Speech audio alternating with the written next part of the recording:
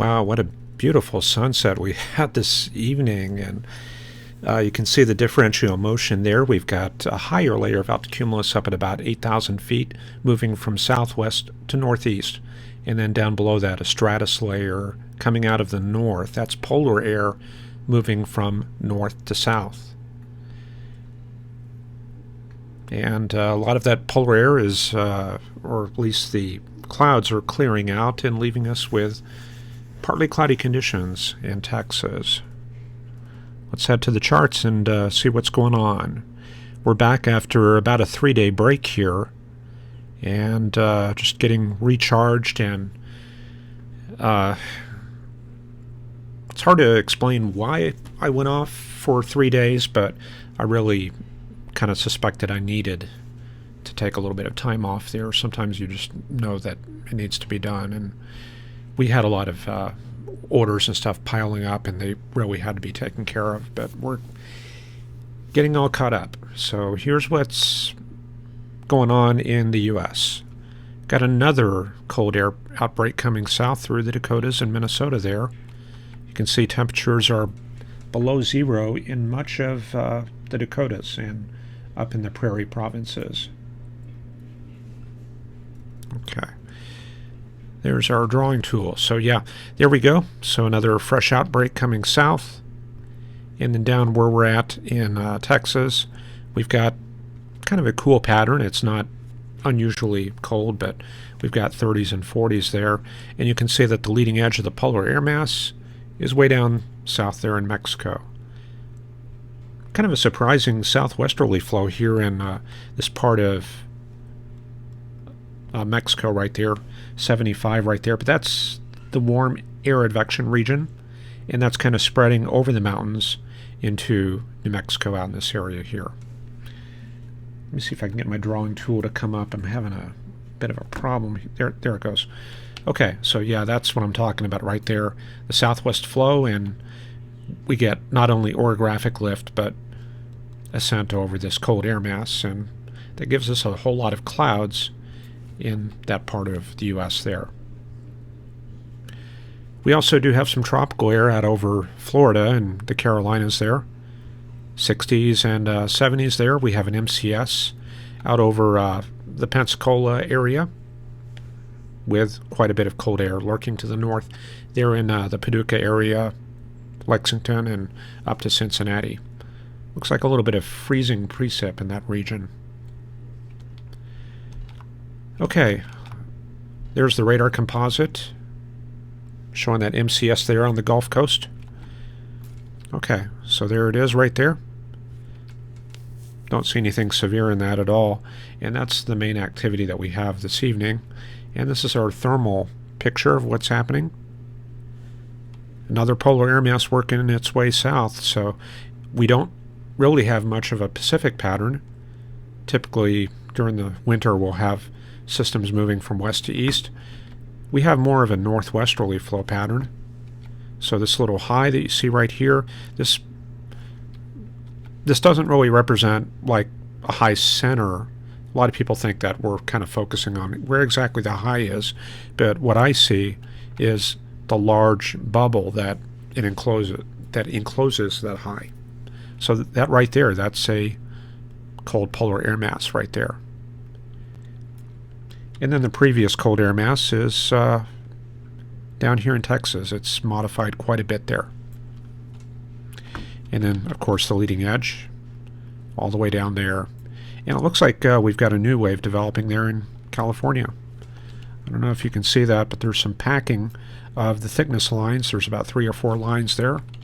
And that gives us a front right there in California. Bit of a warm front right there, and that'll connect back up to the system there in Texas. And then of course that system does connect up into the northeast U.S. Looks like the leading edge is somewhat like that, and it goes all the way up to the Canadian Maritimes. So I'm going to be expecting some warm weather there in the northeast out in this region right there.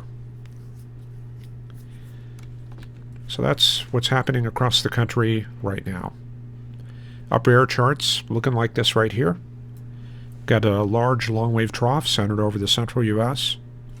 and very strong northerly flow coming out of northern Canada into the northern Rockies region right there. And embedded in that long wave pattern, we've got a couple large waves. Here's one right there in the Central Plains. We've got another one, very potent, in the area off of Washington right there. There's another wave right there. And let's see, we've also got ridges. So there might be a ridge right there, another one right there, and probably another one somewhere in there in that flattened flow regime right there. So we're kind of dominated by a big polar jet, and let's see if the subtropical jet's out. This is the 300 millibar chart. I can see something here on the Gulf Coast. We may have to go up to a higher level to find that. So let's go up to 250. This is up at 34,000 feet. And yeah, that's definitely a subtropical jet. Let me see if I can get that centered. Yeah, pretty much right there. And it's actually kind of connecting all the way up towards New York there and kind of hooking up with that polar front jet further north. So that's kind of an area of coupling of the two jets right there in the northeast U.S. Okay, let me take a look at the chat, make sure everything's looking good. Got quite a few people on. Good to see the crowd here. So I'm reporting a bit of ice today. Electric Dog reporting snow in northern Illinois. Ron Chalfant down there in Southern California getting that cutoff low. Electric Dog mentioning everybody has icicles on their houses there. Wednesday looks to be a mess. Ron Chalfant looking for some winter weather there in the Southern California mountains. And looking for a change at his place. Mr. Manlett reporting snow in Rockford, Illinois, 5 inches. And we got Fun with Tech and David Moore, David Holcomb. No audio.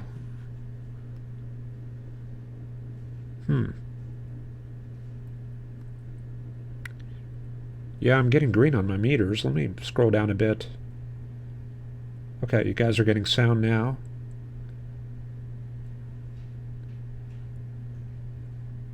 Did we not have intro music? Let me know. I might have to check some of my sliders here. Anyway, I'll work that out a little bit later. Mr. Manlett says, while I was on break, a bunch of tornadoes confirmed in Mississippi, Alabama and Georgia on the 7th. Got Ryan Toomey's here. Carl Berghoff, Ron Chalfant says, don't forget to click the like button. Yeah, you've got about 15 minutes to do that if y'all get a chance there.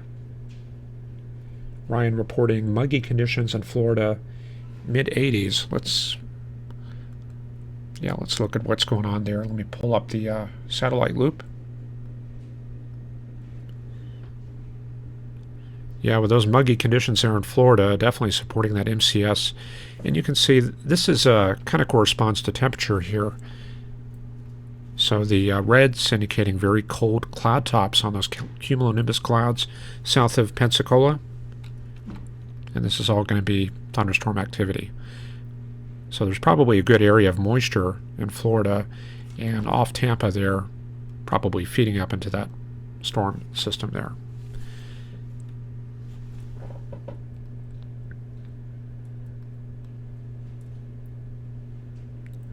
Mr. Manlett says none of the tornadoes got above EF1, thank goodness. One person was injured.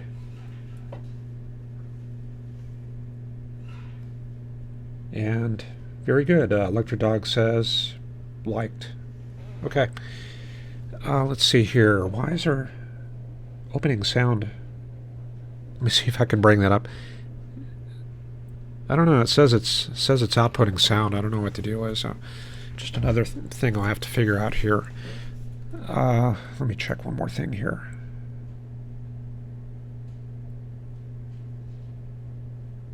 Well, I guess I'll run some tests and we'll probably get that worked out for tomorrow. Anyway, let's move on. things are pretty active there in the Pacific region, and this is the water vapor imagery, and you can see a pretty potent system moving through Nevada right there. And it's got a classic baroclinic shape right there. See that right there? That's basically your comet cloud developing. You can see that little bit of that curvature there on the back side.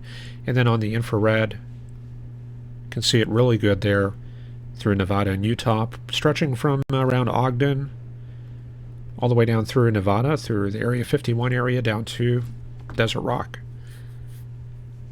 So it looks to be a change coming in the Four Corners area. All right, let's take a look at the mesoscale products. Can definitely look at the southwestern U.S. there. Let's bring this up here and try to find that system coming through Nevada. And this is the rough location that you saw there on the satellite. So that's going to be some of the heavier clouds and precip moving through that region right there. Okay, so you're looking at the chart for this morning. And we can see that this is an upper level system. It's not much of a reflection showing there in the low levels. You can see further north there in Nevada, we do have colder temperatures up in that region. We do have that strong south flow in the Las Vegas and Mojave Desert area. That's very common, preceding a front. But yeah, not much showing down there at the surface. Let's advance this forward and see if we see any changes. This is the overnight hours. You can see a little bit of a transition to a westerly flow there in the Vegas area, and colder temperatures settling in over the high deserts. But it looks like a very subtle change, and may not see that taking root until it reaches the Great Plains. So I'm just looking at the next couple of days here. Yeah, very quiet in the low levels there in the southwestern U.S. Let's take a look at Texas, see how things look. This is how it looked earlier today. This is showing high pressure moving into the region.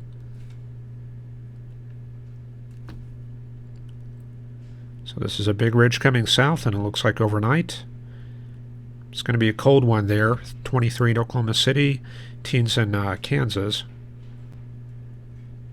And it looks like tomorrow, continued easterly flow. That'll keep things kind of cool. We definitely need the downslope flow to warm things up, and we don't have that quite happening yet in West Texas. It is coming around to the south, but we don't have the downslope flow. We've got the opposite, which is adiabatically cooled ascent, upslope flow there. So it looks like another day of cool weather. And then tomorrow night looks a little bit more mild. Interesting little cyclogenesis or something going on way off into the Gulf there. See that right there? That could be a little baroclinic low popping out of Mexico there. So this probably came something like that right there. And then, let's see, going into Tuesday, mild day, but you can see the ridging is holding its ground right there from western Arkansas into West Texas. So another day of cool weather. And now we're starting to get a little bit of the downslope flow there in the Texas Panhandle for Wednesday. And that's the end of that run right there. So it looks like another couple days of cool weather. Let's take a look up at the Central Plains and the Midwest.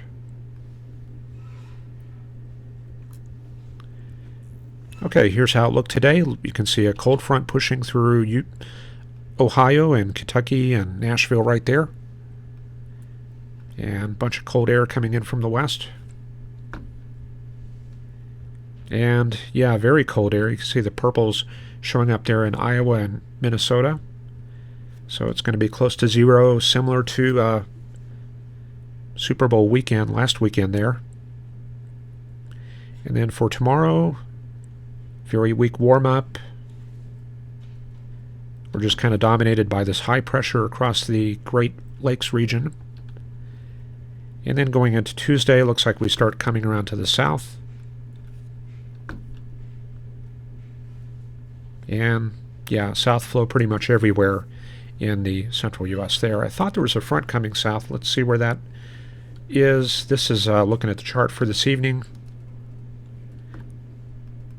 Yeah, it looks like a reinforcing shot that kind of parked itself over the area north of Kansas City and around the Chicago area. But yeah, not much southward progress on that. Looks like it's either shallow or it's got very little volume behind it. So yeah, it's out of the picture there in a couple days. Okay, so those are the two or three main areas of interest there. Let's take a look at soundings. We'll start out with Fort Worth. There's the Fort Worth sounding. So we can definitely see the cold air mass over North Texas there. So the top's on that cold air mass about right there. It's about 750 millibars, about 9,000 feet. So below that, this is all polar air. And then above that, we've got the tropical air. And if we bring that down to the surface, we're almost near 70 degrees. So this is definitely some warm air up above that. And the tropopause, very high there. See, there's that high tropopause up at about 170 millibars.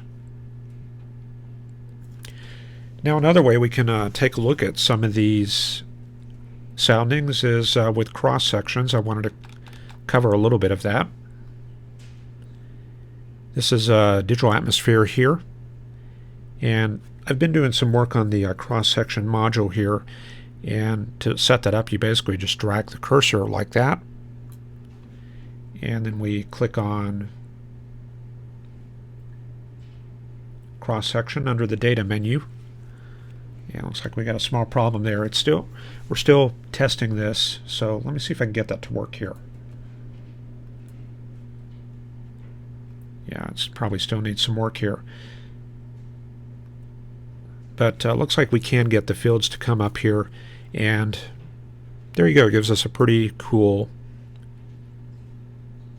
cross-section, two-dimensional vertical cross-section here.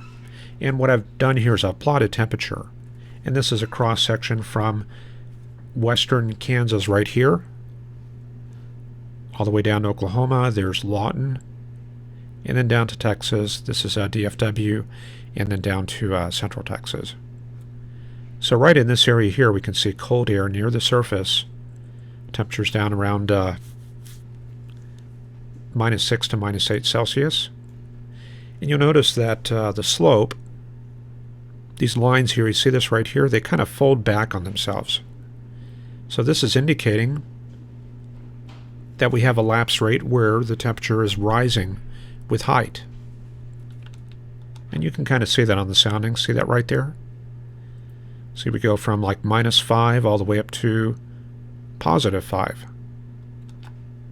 So that's what we're referring to. We go from about -5 up to about +5 here. This is a layer of warm air indicating a frontal inversion. And another way we can draw that is, I've got a lapse rate plot on here. So there's that blue right there indicating warming with height.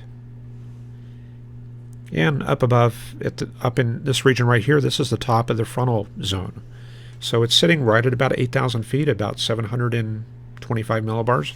So we can kind of visualize the air masses doing this. So this is the top of the air mass.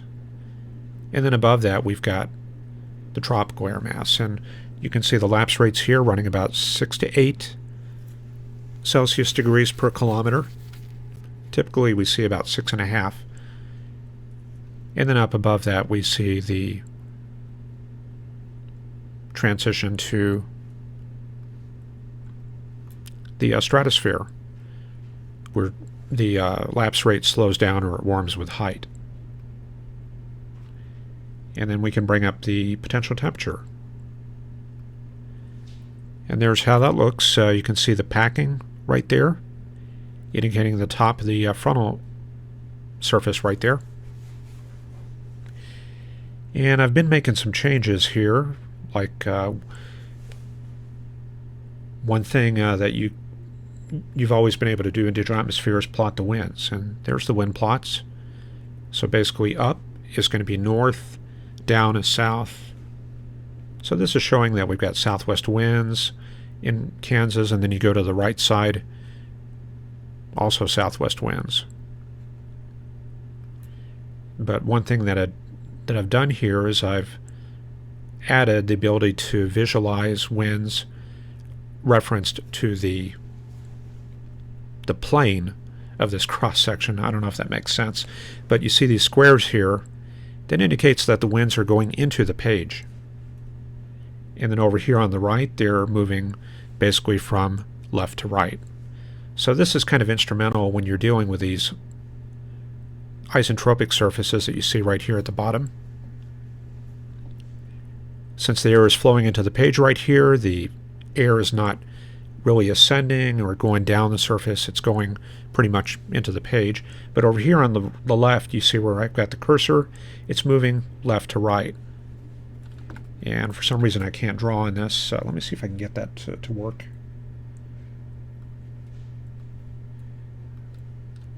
Yeah, there you go.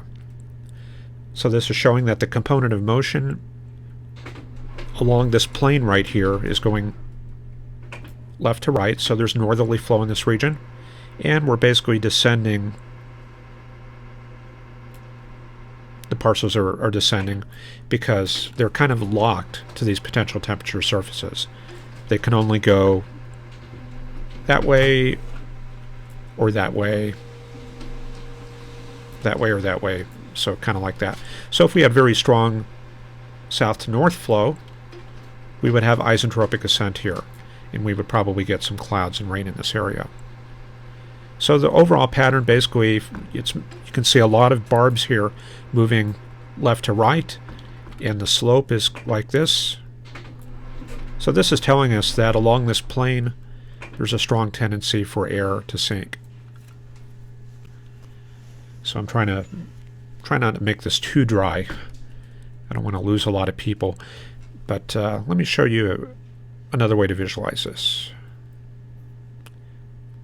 I'm going to go from Arizona to Minnesota here. And I'm probably going to get that error again.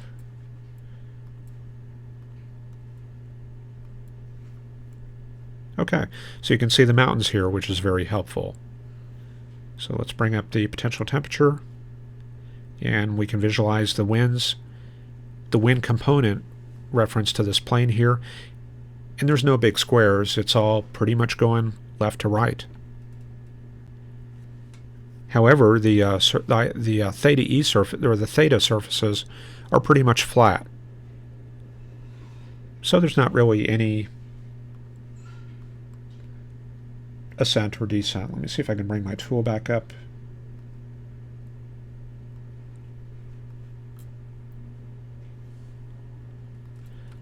Okay, so the potential temperature surfaces are pretty much horizontal, and the wind flow is pretty much left to right, so there's not really any ascent or descent here.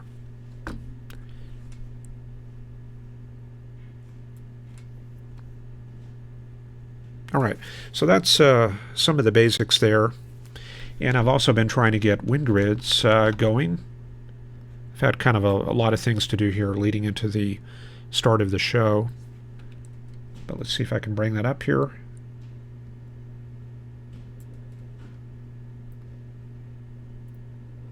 This is Wind Grids 5.14, and if you want to check that out, this is that's the website right there, windweather.org. It's a pretty interesting tool, and I got some NAM data here. Let me see if I can bring that up. Let's see, February, I think that's the grid right there.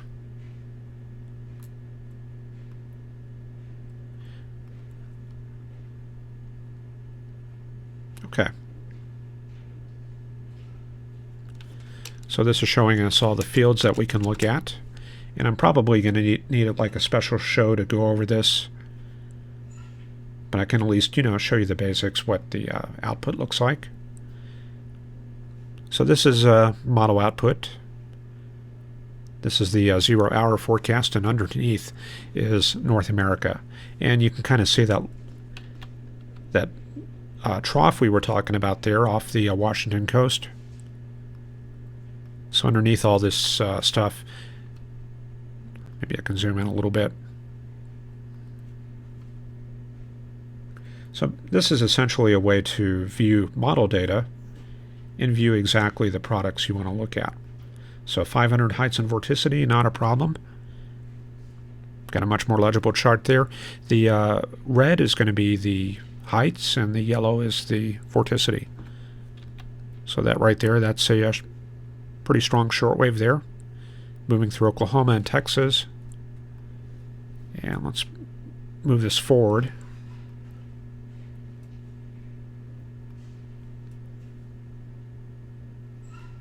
So I'm advancing 12 hours forward. Nope, didn't quite take. Forecast hour, increment forecast hour. Okay.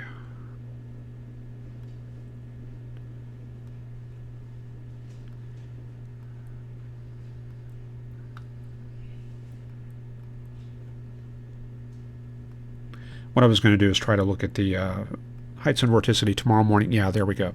So this is a 12-hour forecast. This is going to be this is an 18Z model, so this is going to be forecast for 6Z. This is going to be about midnight. So you can see that that wave that we were looking at over Oklahoma is now moving towards the Paducah and Indianapolis area. So if we were looking for precip in that area, we might be looking for increased ascent and maybe strengthening of that system there. And I saw something out there in Nevada there.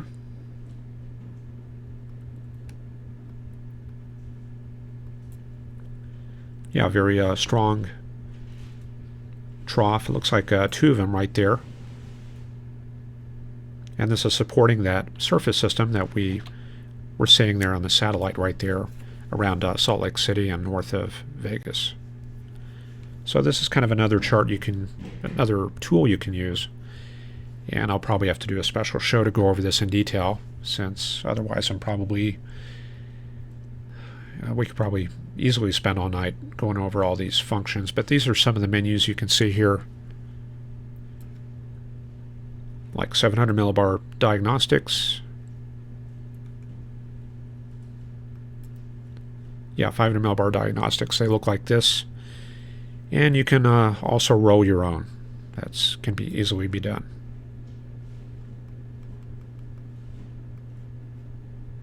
Okay, so some pretty neat tools. Let's get things back on track and start looking at our forecast there.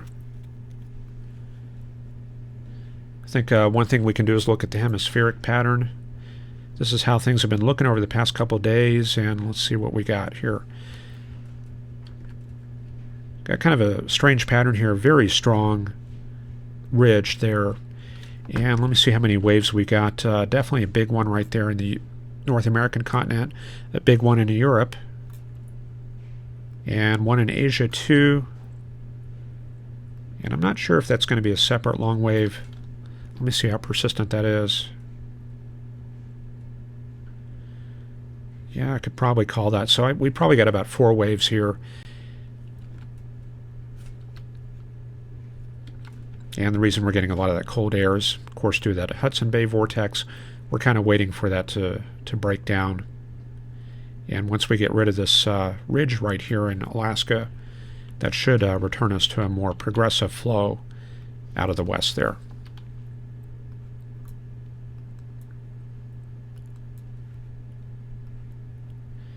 Okay, let me just get caught up real quick with chat and see what's going on here. Quite a bit of discussion there. 150 knot jet max over the Great Lakes, noted by Mr. Manlett there. Flights expected to be delayed all morning along the Atlantic seaboard. Ryan Toomey's mentioning massive coastal flooding and storm land damage expected. So yeah, we'll take a look at that. Burl H looking forward to getting Digital Atmosphere Pro. Yeah, that's that other tool we were looking at that I've been working on. And yeah, Electric Dog is asking if it can go into the page. Can it come out of the page? I think asking about this tool here. Let me get that set up. I'll just show you one thing real quick here. I'm going to look at the 200 millibar pattern. And you can see that the winds in the northwest U.S. out of the northwest here, and then out of the southwest in this area. So I'm going to do a line like this.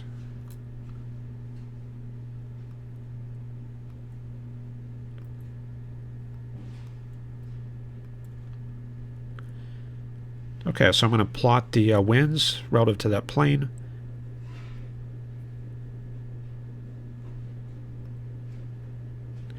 Yeah, the diamond here, this is coming out of the page towards you. So this kind of helps you visualize things. When you see those diamonds, that means that there's more motion coming perpendicular to this plane here than moving left to right or right to left. And then when you see squares, that's going into the page rather than left to right or right to left. So let me try one more example.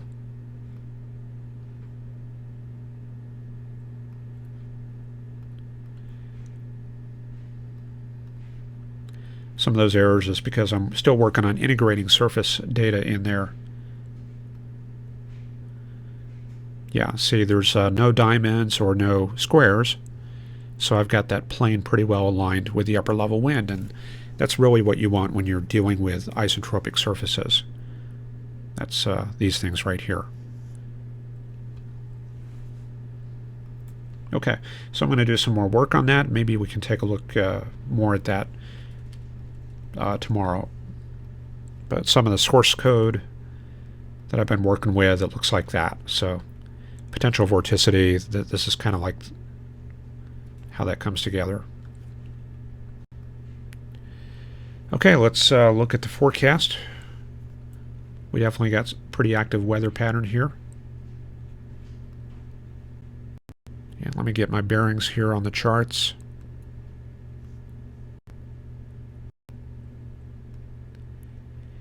And I've got the GFS ready to go.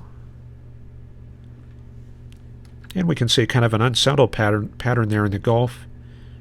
That's our MCS located right there, south of Pensacola. And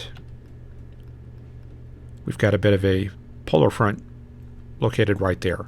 So that's the important thing, is this front, and also the potential for baroclinic development right in that area. So let's see what happens. Sorry, that's off the bottom of the chart. Okay, there's the tail end of the front right there, and then the baroclinic zone kind of in this area. So this is kind of where I'm looking for lows to come out of Mexico.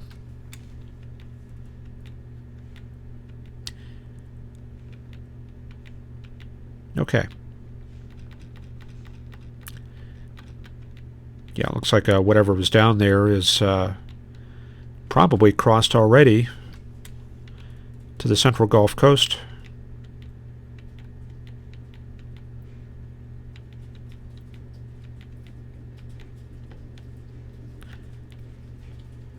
I'm hearing sleet coming down. I was sitting here looking at the window trying to figure out what that noise was. Anyway, and then further north we've got that polar high right there, big old 1042 millibar high, and this is the fresh outbreak of polar air. And then of course we've got our system back over California and Nevada right there. So let's see. It looks like where we've really got weather going on is out in this region here.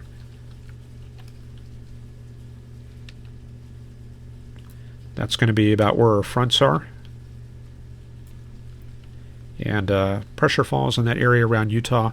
And then it looks like this is probably going to come over the cold dome, somewhat like that. And we're missing a few frames here. And then another feature that I'm seeing is the damming out in the Appalachians right here. You can see that ridging right in this region right here. That's indicative of cold air around the Charlotte and Roanoke area there. And that's kind of tied in with this 1044 millibar high there. So this is basically the system coming out of Canada and then shifting eastward Monday, Tuesday, and Wednesday right through that area right there. Let me switch over to the Canadian model since I don't think we have frames missing on that. Yeah, there's our area of rain moving up the coast. I think maybe the Canadian model is picking up a little bit better on that. So that's going to move to the Carolinas during the day on Monday. And then looks like overnight that'll push offshore right there. Okay, let's see here. Here's our system there in the Rockies coming together, and I think that probably does move over the cold dome, and we basically see it dissipating right there. And usually what I do is I watch for that to re-emerge on the other side after a couple days. And yeah, there it is right there, showing up on Wednesday. And then that moves out towards the East Coast right there. And then another system developing out of Arizona. There's really a lot to look at. So let me look through here real quick. I think I'll pick this back up around, yeah, right here. This is going to be around Thursday. So there's the system right there, big old polar high coming south. And looks like some good potential for development right there in Texas. And we got the Gulf open. And let's see how this comes together.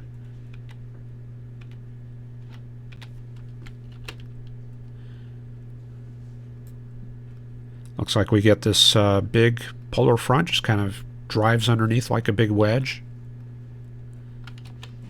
And this basically steamrolls south right underneath that system, but there's enough left in the mid-levels for some snow and rain in the Ohio Valley there. And that high will just drive southeastward towards the weekend. Looks like it's still kind of unsettled out to the west. And another system coming together. There it is right there for Saturday. And that'll affect probably the I-70 corridor there. And then moving up into Illinois there for Sunday. And then another system out to the west. There it is right there.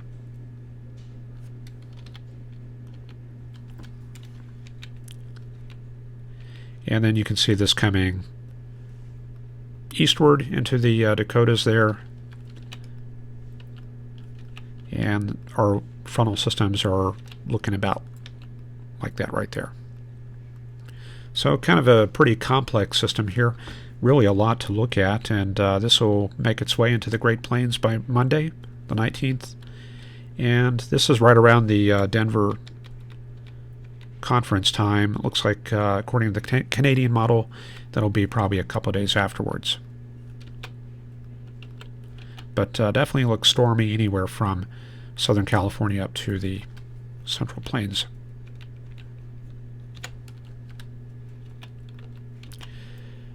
So there's our system. This is going to affect mostly the Central Plains and the Great Lakes. Strong high coming in behind that. Looks a little bit stormy there in Texas for Wednesday the 21st. And we get to the end of the Canadian run. And let's just see what the GFS has really quick. That's kind of... it's too bad when there's like so much weather on the charts. It's hard to kind of keep a coherent story about how things are unfolding, because we got to kind of hopscotch between different systems, and that kind of makes things a mess there. Okay, so here's this system. This is on the 19th. Looks like a possibility for storms there around the 21st in the south.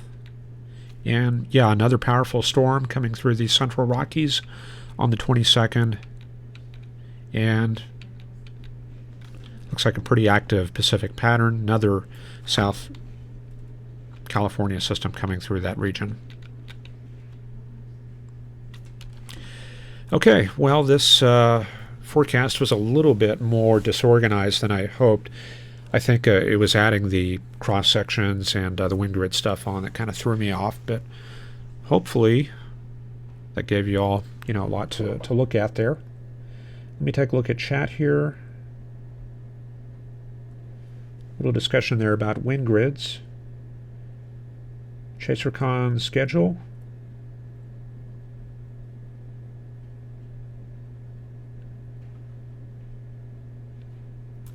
Ron Chalfont looking for a special on digital atmosphere. Definitely a good idea. Appreciate that.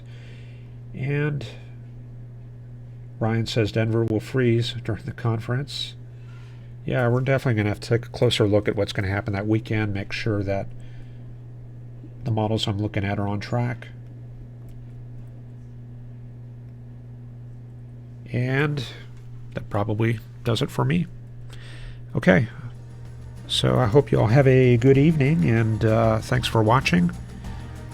And I'm not too sure this music's coming through, but I will just leave you with the closing credits, and we'll see you tomorrow. Take care.